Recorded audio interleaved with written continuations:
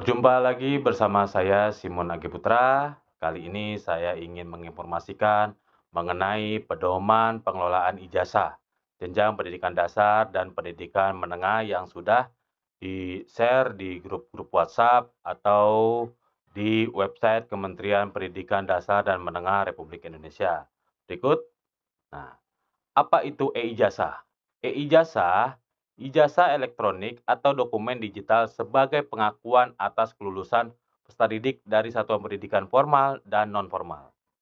E-ijazah merupakan inovasi teknologi di bidang pendidikan untuk menggantikan ijazah fisik atau cetak dengan dokumen digital yang lebih aman, praktis, dan mudah diverifikasi. Dalam kata pengantar ini, ijazah merupakan dokumen penting yang menandakan kelulusan peserta didik dari satuan pendidikan. Oleh karena itu, proses penerbitannya dan pengelolaannya harus dilakukan secara tertib, akurat, dan akuntabel. Pedoman ini disusun untuk memberikan petunjuk teknis bagi satuan pendidikan, dinas pendidikan, serta pihak terkait agar pelaksanaan pengelolaan ijazah, termasuk penerbitannya ijazah bagi peserta didik, berjalan sesuai proses dan ketentuan yang ditetapkan. Penyusunan pedoman ini mengacu pada Peraturan Menteri Pendidikan, Kebudayaan, Riset, dan Teknologi Nomor 58 Tahun 2024 tentang ijazah pendidikan dasar dan pendidikan menengah. Dengan adanya pedoman ini diharapkan tidak hanya menjamin keabsahan dan validasi ijazah, tetapi juga mengurangi potensi kesalahan administrasi dalam proses penerbitannya. Bab 1 pendahuluan. Nah, pendahuluan ini sama halnya seperti kata pengantar, yang dalam hal ini melaksanakan penerbitan ijazah bagi peserta didik untuk menjamin validasi dan ketertiban dalam penerbitan ijazah pada jenjang pendidikan dasar dan pendidikan menengah. Dibutuhkan suatu pedoman yang menjadi acuan bagi satuan pendidikan, dinas pendidikan, serta pemangku kepentingan lainnya. Berikut. Nah, jadi pedoman ini bertujuan untuk pengelolaan ijazah jenjang pendidikan dasar dan pendidikan menengah disusun dengan tujuan sebagai berikut. 1. Menjamin ketertiban dan akurasi penerbitan ijazah. Kedua, meningkatkan validasi dan keabsahan ijazah. Ketiga, memberikan acuan teknis bagi pihak terkait. Keempat, mencegah pemalsuan dan penyalahgunaan ijazah. Kelima, meningkatkan efisiensi dan transparansi administrasi pendidikan. Keenam, mendukung implementasi kebijakan pendidikan nasional. Dalam pedoman ini, sasaran pengguna dalam e-ijazah yaitu ada 3. 1. Kementerian. Kementerian membuat pedoman ini digunakan oleh kementerian terkait sebagai dasar dalam merumuskan kebijakan, pengawasan, serta evaluasi terhadap proses pengelolaan ijazah di seluruh satuan pendidikan. Kementerian berperan dalam memastikan bahwa pedoman ini ditetapkan secara konsisten dan sesuai dengan peraturan yang berlaku sehingga kualitas administrasi pendidikan tetap terjaga. Yang kedua, tugas dari Dinas Pendidikan. Dinas Pendidikan, baik di tingkat provinsi maupun kabupaten kota, menggunakan pedoman ini sebagai acuan dalam melakukan pembinaan koordinasi serta pengawasan terhadap satuan pendidikan dalam proses pengelolaan ijazah, termasuk penerbitan ijazah. Dengan adanya pedoman ini, Dinas Pendidikan dapat memastikan bahwa pengelolaan ijazah, khususnya penerbitan ijazah, di wilayah kerjanya berjalan sesuai dengan ketentuan yang ditetapkan, serta dapat memberikan pendampingan jika terjadi kendala di lapangan. Yang ketiga, tugas pokok satuan pendidikan. Bagi satuan pendidikan, pedoman ini menjadi panduan utama dalam seluruh tahapan pengelolaan ijazah, mulai dari validasi data peserta didik, calon lulusan, pencetakan penata usahaan, hingga pendistribusian ijazah kepada peserta didik. Pedoman ini membantu satuan pendidikan dalam menjalankan proses penerbitan ijazah secara tertib, akurat, dan sesuai dengan ketentuan sehingga setiap ijazah yang diterbitkan memiliki validasi dan keabsahan hukum yang terjamin. Berikut bab 2 pengelolaan ijazah jenjang pendidikan dasar dan pendidikan menengah. Nah, ini definisinya ada beberapa definisi. 1. Ijazah adalah dokumen pengakuan atas kelulusan peserta didik dari satuan pendidikan pada jalur pendidikan formal atau pendidikan nonformal. Kedua, transkrip nilai adalah dokumen yang memuat informasi tentang mata pelajaran dan nilai yang diperoleh peserta didik. Ketiga, nomor ijazah nasional adalah kode unik yang diberikan kepada setiap ijazah yang diterbitkan oleh satuan pendidikan. Yang keempat, aplikasi data Dapodik ya atau aplikasi data pokok pendidik yang selanjutnya disebut aplikasi Dapodik adalah suatu aplikasi pendataan yang dikelola oleh kementerian yang digunakan untuk mengumpulkan dan memeriksa data satuan pendidikan, peserta didik, pendidik, dan tenaga kependidikan, sumber daya pendidikan, substansi pendidikan, dan capaian pendidikan yang diperbarui secara daring. Kelima, satuan pendidikan dasar dan pendidikan menengah yang selanjutnya disebut satuan pendidikan adalah kelompok layanan pendidikan yang menyelenggarakan pendidikan pada jalur formal dan nonformal pada jenjang pendidikan dasar dan pendidikan menengah. Keenam, pendidikan formal adalah jalur pendidikan yang terstruktur dan berjenjang yang terdiri atas pendidikan dasar, pendidikan menengah, dan pendidikan tinggi.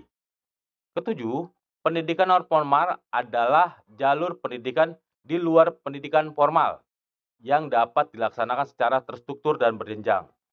Kedelapan, pendidikan kesetaraan adalah program pendidikan non-formal yang menyelenggarakan pendidikan setara SD, SMP, dan SMA yang mencakup program paket A, paket B, dan paket C. 9. Sekolah dasar yang selanjutnya disingkat SD adalah satuan pendidikan bentuk satuan pendidikan formal yang diselenggarakan pendidikan umum pada jenjang pendidikan dasar. 10. Sekolah menengah pertama yang selanjutnya disingkat SMP adalah salah satu bentuk satuan pendidikan formal yang diselenggarakan pendidikan umum pada jenjang pendidikan dasar sebagai lanjutan dari SD atau bentuk lain yang sederajat atau lanjutan dari hasil belajar yang diakui sama atau setara SD atau bentuk lainnya yang sederajat. Sekolah menengah atas yang selanjutnya disingkat SMA adalah salah satu bentuk satuan pendidikan formal yang menyelenggarakan pendidikan umum pada jenjang pendidikan menengah sebagai lanjutan dari SMP atau bentuk lain yang sederajat atau lanjutan dari hasil belajar yang diakui sama atau setara dengan SMP atau bentuk lainnya sederajat. Nah, ada SLB juga yang menggunakan pedoman ijazah ini. Berarti ruang lingkup pendidikannya yang menggunakan pedoman ijazah ini yaitu SD, SD-LB, SMP, SMP-LB, SMA, SMA-LB, SMK, atau penyelenggara program paket A, paket B, paket C. Nah, jadi dalam pedoman ijazah ini atau e-ijazah, akreditasi satuan pendidikan. Ijazah diterbitkan oleh satuan pendidikan yang terakreditasi. Jika masa berlaku akreditasi satuan pendidikan telah habis, maka satuan pendidikan melakukan perpanjangan akreditasi melalui mekanisme yang ditetapkan oleh Badan Akreditasi Nasional Dasar dan Menengah (BAN PDM).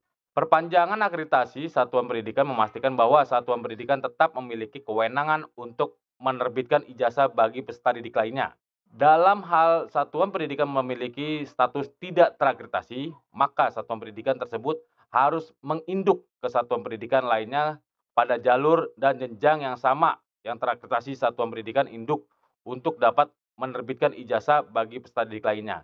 Ini maksudnya itu saat ujian numpang. Kelima, pada data peserta didik yang berasal dari satuan pendidikan dengan status tidak terakreditasi tetap melekat di satuan pendidikan asal. Penerbitan ijazah oleh satuan pendidikan terakreditasi bagi peserta didik dari satuan pendidikan dengan status tidak terakreditasi yang menginduk dilakukan dengan ketentuan. Nama satuan pendidikan dituliskan dalam ijazah adalah nama satuan pendidikan asal peserta didik. Bagian D, peserta didik calon penerima ijazah. Ketentuan mengenai penentuan peserta didik calon penerima ijazah sebagai berikut. Daftar nominasi sementara DNS. Nah, Kalau di Jakarta itu DNS saat itu, yang menerbitkan itu Dinas Pendidikan DKI Jakarta, yang terintegrasi datanya dari Dapodik, ya. Nah, ini langsung ada, websitenya untuk pengelolaan ijazah. Di situ ada DNS dan DNT-nya. Ya, DNS itu artinya daftar nominasi sementara, adalah daftar awal peserta didik yang dihasilkan berdasarkan data dari Dapodik, melewati proses validasi awal. DNS memuat daftar calon peserta didik yang didefinisikan berhak mengikuti proses selanjutnya dalam rangka kelulusan dan penerimaan ijazah. Pada tahap ini, satuan pendidikan memiliki kewajiban untuk melakukan verifikasi terhadap daftar tersebut, memastikan kebenaran data terkait identitas peserta didik, serta melakukan perbaikan data jika terdapat data yang belum sesuai. Jadi, perbaikan data itu alurnya dari aplikasi Dapodik dulu, ya kan? Dia harus masuk ke aplikasi Dapodik. Jadi kalau anak itu atau peserta didik itu tidak terdaftar di aplikasi Dapodik, itu tidak dapat mengikuti ujian. Nah, ketika sudah ada aplikasi Dapodik atau anaknya sudah terdaftar di aplikasi Dapodik, itu bila ada kesalahan NIK, kesalahan tempat tanggal lahir, atau kesalahan nama bisa diperbaiki di Verpal PD.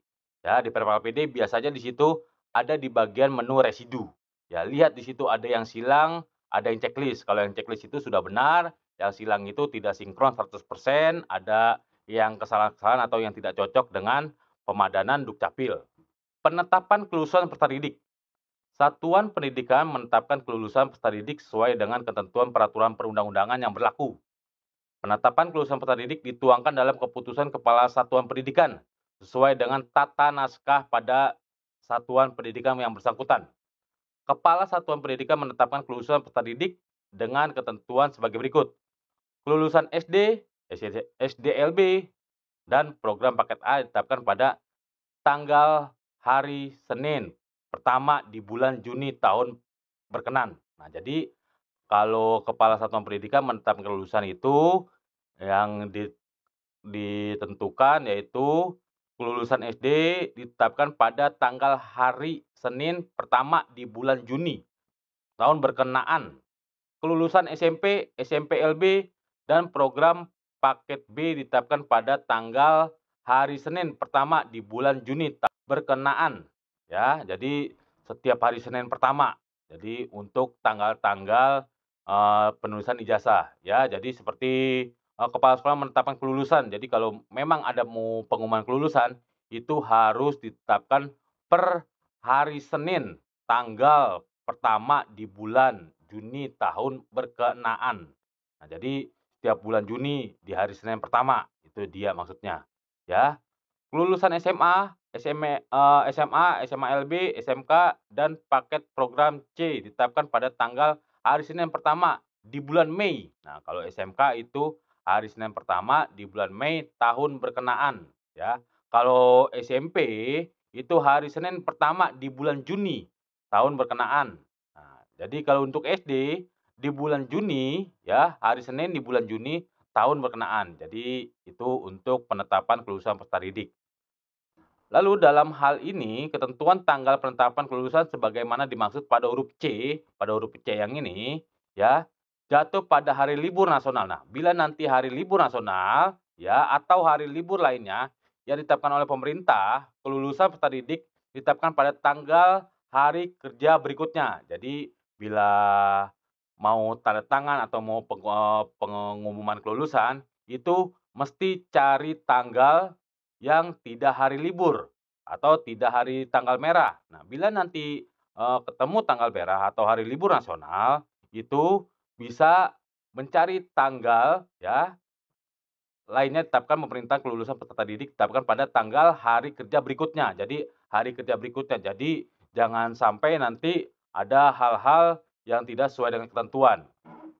Berikutnya yang E, ketentuan tanggal penetapan kelulusan sebagaimana dimaksud huruf C, yang huruf C yang ini lagi, juga berlaku untuk SILN, SPK, atau Satuan Pendidikan Penyelenggara Paket A, Paket B, dan Program C, Paket C, luar negeri.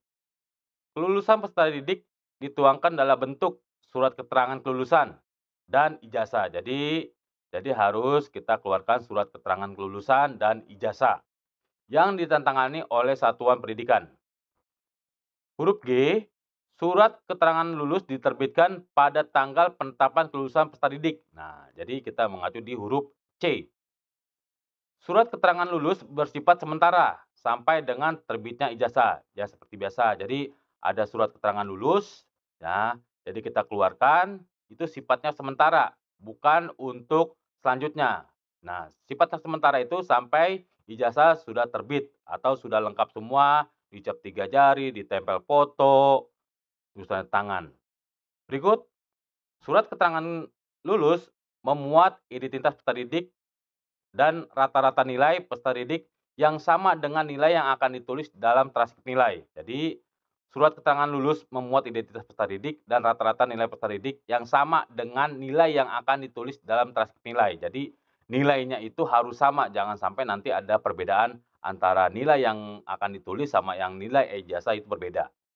Berikut, huruf J, satuan pendidikan, penyelenggara satuan pendidikan yang diselenggarakan oleh masyarakat dan atau dinas pendidikan tidak diperkenankan untuk menahan surat keterangan lulus dan atau ijazah peserta didik yang telah ditetapkan lulus. Nah, jadi tidak diperkenankan untuk menahan ijazah yang peserta didik yang sudah lulus. Lalu di bagian 3, daftar nominasi tetap DNT. Nah, begitu juga alurnya itu ketika udah DNS, sudah tidak ada kesalahan lagi, sudah benar semua 100%, lalu timbullah DNT, daftar nominasi tetap. Nah, daftar nominasi tetap adalah daftar peserta didik yang dinyatakan valid dan memenuhi syarat untuk dinyatakan lulus dan sebagai calon penerima ijazah. Nah, jadi DNT disusun berdasarkan hasil verifikasi dan validasi pada tahap DNS. DNT ditetapkan paling lambat 14 hari kerja setelah tanggal penetapan kelulusan peserta didiknya. Bedanya saat DNS dan DNT saat sebelum pedoman ini ada, jadi DNS itu daftar nominasi sementara. Jadi bila ada kesalahan, bila ada perbaikan, itu nanti habis sudah diperbaiki oleh operator sekolah atau satuan pendidikan, lalu nongollah DNT. Nah, kalau di pedoman ini berarti DNS itu harus sudah benar, sementara itu harus benar-benar. Nah, kalau udah DNT berarti dia ini sudah siap dinyatakan valid dan memenuhi syarat untuk dinyatakan lulus sebagai calon penerima ijazah. DNT disusun berdasarkan hasil verifikasi dan validasi pada tahap DNS. Nah, jadi berdasarkan hasil verifikasi dan validasi pada tahap DNS. Nah, tadi DNS itu harus diverifikasi dulu dan divalidasi saat tahapan DNS. Nah, lalu DNT ditetapkan paling lambat 14 hari kerja setelah tanggal penetapan kelulusan peserta didik. Nah, jadi, ketika udah betul semua di DNS, itu baru sudah DNT. Nah, jadi ketika ada peserta didik yang tidak aktif ya, tidak aktif, di sebelum terbitnya DNS, lalu dia itu masih nongol di DNS, ya kan? Itu biasanya itu datanya operator dapodik itu lupa menghapus ya, atau masih ngikut di DNS. Nah, jadi tadi pada awal sebelumnya itu, selalu update. Jadi Bapak Ibu operator sekolah harus terus update mengenai dapodik, sebab dapodik ini udah lebih canggih, lebih dewasa, lebih baik, lebih bagus, itu untuk prosesnya cepat. Nah, cepat jangan sampai nanti ada, ketika udah DNS, lalu lupa untuk diperbaiki atau lupa dikeluarkan ketika anak itu sudah diterbit di DNS. Begitu Bapak Ibu, operator sekolah. Berikut, ini kode nomor ijazah nasional. Nomor ijazah nasional terdiri dari 15 angka yang meliputi kode negara domisili satuan pendidikan, kode satuan pendidikan, tahun lulus, nomor urut nasional, nomor acak. Nah, jadi di sini nih Bapak Ibu, ya. Nah, penjelasan alur penerbitan ijazah sebagai berikut. Nah, ini alur-alurnya Bapak Ibu operator sekolah. Jadi, satuan pendidikan memastikan pembaruan update data peserta didik. Ini yang tadi ada berhubungan dengan DNS yang tadi. Jadi, setiap operator sekolah harus terus update. Begitu juga orang tua peserta didik. Nah, ketika orang tua peserta didik, kartu keluarganya ada pembaruan atau dia ada salah satu keluarga yang meninggal, itu ada pembaruan kartu keluarga, segera laporkan ke pihak sekolah agar selalu update datanya atau, mutasi kartu keluarga atau pindah. Jadi kalau pindah biasanya itu NIK kartu keluarganya berbeda. Misalkan awalnya itu di alamat A dengan NIK KK 3172 dan berikutnya pindah dia di alamat C ya kan, nomor kartu keluarga 3171 itu berbeda. Jadi harus tetap update. Jadi nomor-nomor itu tersinkron oleh Dukcapil, biar nanti semua data pembaruan. Jadi, satuan pendidikan bertanggung jawab untuk memastikan bahwa data peserta didik di tingkat akhir, ya tingkat akhir, kalau di saya kan SD tingkat akhir kelas 6, yang merupakan calon penerima ijazah telah valid.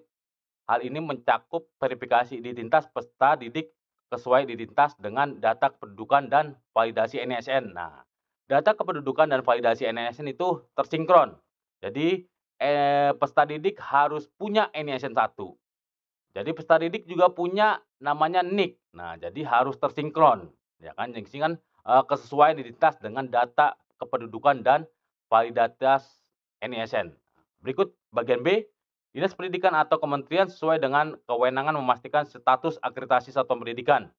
Dinas Pendidikan atau kementerian sesuai dengan kewenangan memeriksa status akreditasi dari satuan pendidikan untuk peserta didik pada satuan pendidikan dengan status tidak terakreditasi. Dinas Pendidikan menentukan satuan pendidikan induk untuk peserta didik tersebut. Penentuan satuan pendidikan induk ini dilakukan untuk memastikan bahwa semua peserta didik yang berhak tetap dapat menerima ijazah meskipun berasal dari satuan pendidikan dengan status tidak terakreditasi. Jadi, bila ada sekolah swasta atau sekolah yang belum terakreditasi, ya, atau sekolah negeri yang tidak terakreditasi, itu tetap dapat mengeluarkan ijazah. Lalu berikutnya, Pusdatin menetapkan daftar nominasi sementara DNS. Setelah data peserta didik divalidasi, Pusdatin akan menetapkan daftar nominasi sementara. Nah, jadi ini saya ulangi lagi, setelah data peserta didik divalidasi. Nah, berarti setelah divalidasi, baru Pusdatin akan menetapkan daftar nominasi sementara. Berdasarkan data yang sudah divalid. Jika ada data yang belum memenuhi syarat validasi, data tersebut akan masuk ke dalam residu DNS. Nah, di situ Bapak Ibu ketika buka di website Perpal PD, di situ ada menu residu. Nah, apakah ada peserta didik yang masuk ke dalam residu? Silakan dicek. Ya, walaupun bukan tingkat akhir, walaupun bukan kelas 6, tetap harus diperbaiki segera cepat-cepat.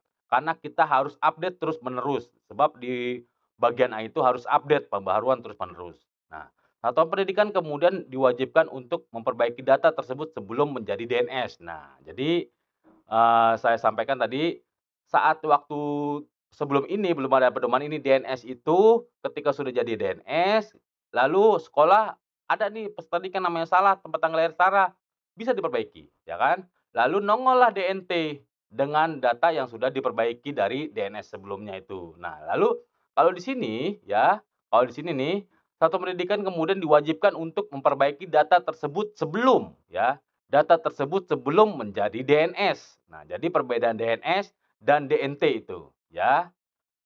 Berikutnya bagian D, penetapan kelulusan peserta didik oleh satuan pendidikan. Satuan pendidikan menetapkan kelulusan peserta didik melalui surat keputusan Kepala Satuan Pendidikan syarat ketentuan peserta didik mengacu pada ketentuan peraturan perundang-undangan yang berlaku. Ya, jadi penetapan kelulusan peserta didik oleh Satuan Pendidikan harus menetapkan perundang-undangan yang berlaku. Seperti contoh, untuk kelas 6 harus rapotnya komplit. Seperti rapot kelas 1, 2, 3, 4, 5, 6 harus komplit, harus utuh, harus benar datanya, ya kan? Jangan sampai rapotnya itu ya salah. Nah, berikut misalkan ya, dia kelas 6 baru terdeteksi datanya salah, ya kan, baru terdeteksi datanya salah, seperti, misalkan, Dian. Dian yang harusnya di KK-nya atau aktenya pakai I, dia pakai Y. Itu segera diperbaiki juga, diperbaruin juga di rapotnya. Itu harus diperbaruin terus-menerus rapotnya itu sesuai dengan data yang baru diperbaiki. Nah, misal kalau ada alamatnya, ini alamatnya berubah, ya kan, alamatnya berubah.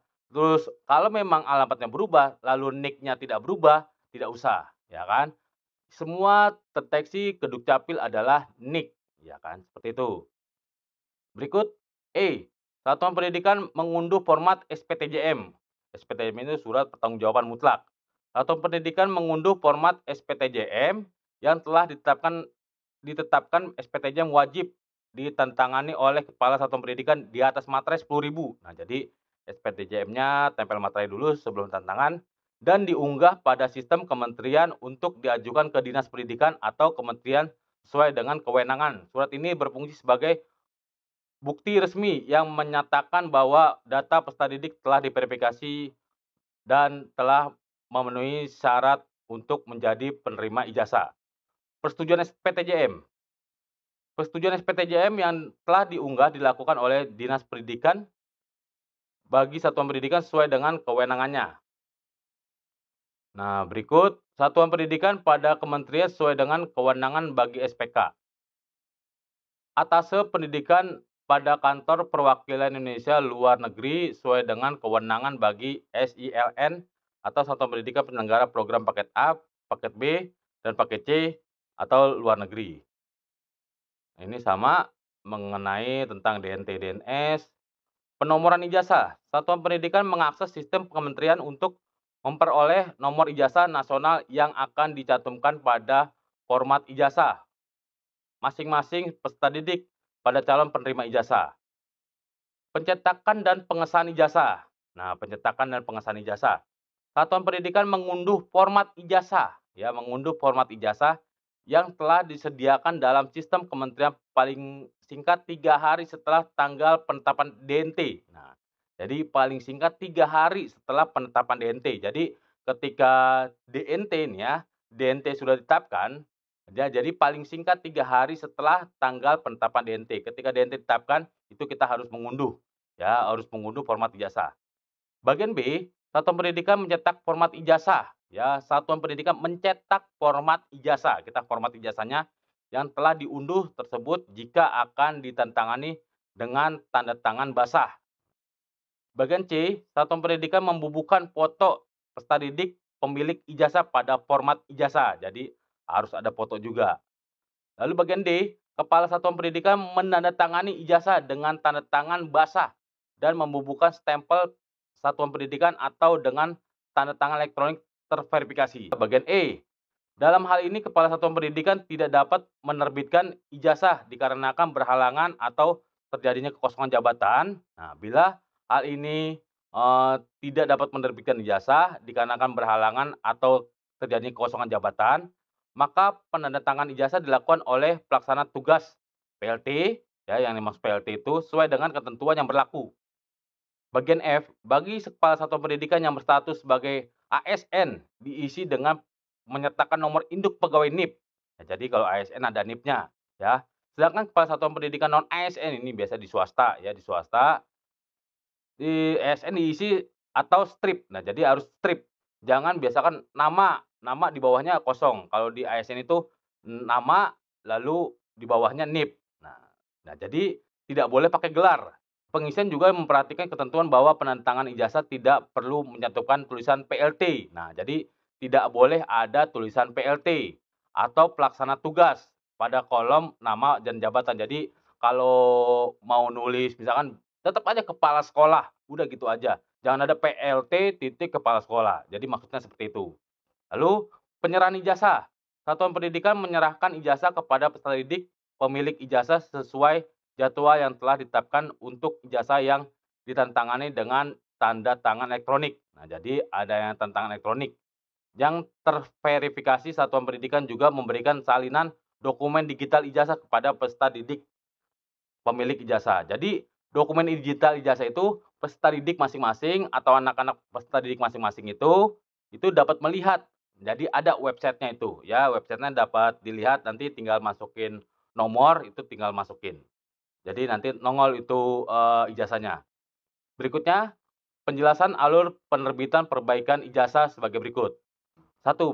Peserta didik mengajukan permohonan perbaikan ijazah dengan mengisi formulir sesuai dengan format yang disediakan melalui sistem yang disediakan kementerian. 2. Permohonan perbaikan ijazah akan divalidasi oleh satuan pendidikan untuk ijazah dari satuan pendidikan yang masih aktif beroperasional kemudian diajukan ke Dinas Pendidikan untuk dilakukan verifikasi. B. Dinas Pendidikan Kementerian Atase Pendidikan untuk ijazah dari satuan pendidikan yang tidak aktif atau telah ditutup. Hasil pemeriksaan permohonan yang disetujui oleh Dinas Kementerian Atasnya Pendidikan yang akan diteruskan ke Futastin untuk ditetapkan nomor ijazah nasional.